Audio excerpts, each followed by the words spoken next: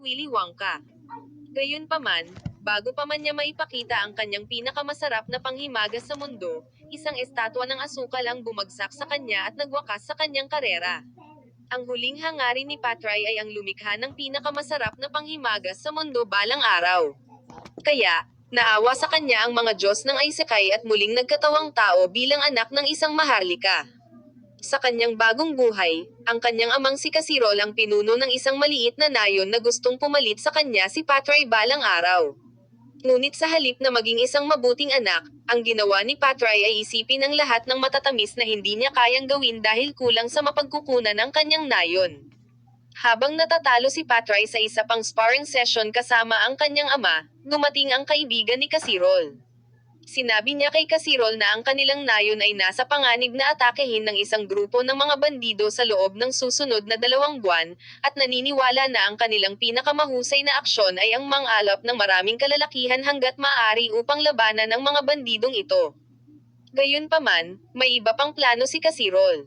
Kaya, napagpasyahan niyang gamitin si Patray bilang kanyang trump card. Iniuwi niya ito at kinausap ang kanyang asawang si Agnes tungkol sa kung paano niya pinaplanong pasailaliman si Patray sa isang seremonya ng pagpapabanal upang gisingin ang kanyang panloob na potensyal na mahika.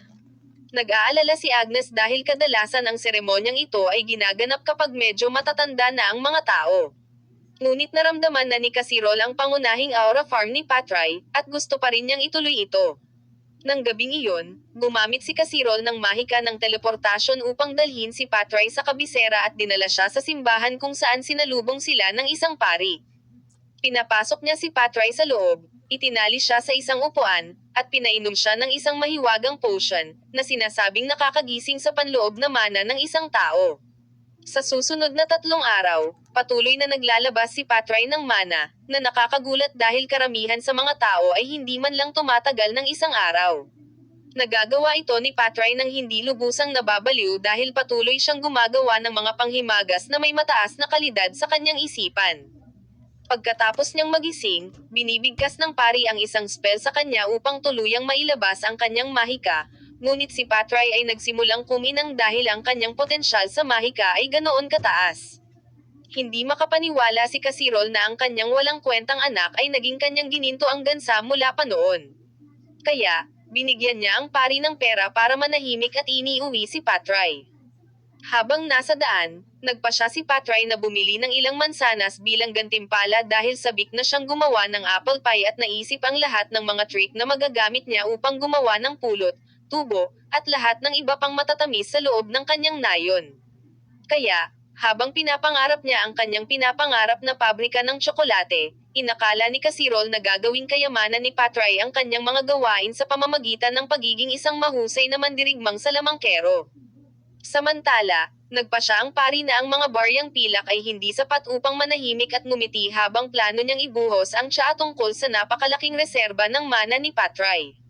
Pagkalipas ng 3 linggo, sinimulan ni Kasirol ang paghahanda sa kanyang nayon para sa pinaghihinalaang pag-atake ng mga bandido nang sabihin sa kanya ni Fui na isang kalapit na nayon ang inatake kamakailan lamang. Kaya, mas maaga kaysa sa inaasahan ang pagdating ng mga bandido sa kanilang nayon. Nang marinig ito, sinabihan ni Kasirol si Patray na ipaalam sa kanyang mga tauhan na sina Quintro at Blackage na maghanda agad. Sa kabilang banda, nanumpa si Patray na paprotektahan niya ang kanyang nayon dahil kailangan niya itong gawing lupain ng matatamis sa malapit na hinaharap. Nang araw na iyon, pinalikas ni Kasirol ang kanyang 2 mas maliliit na nayon at pinuno ng putik ang mga balon, umaasang may tutuon ang lahat ng kanyang puwersa sa gitnang nayon. Sa kabilang banda, tinipon ni Fui ang lahat ng mga lalaking mahahanap niya upang tulungan silang labanan ang mga bandido.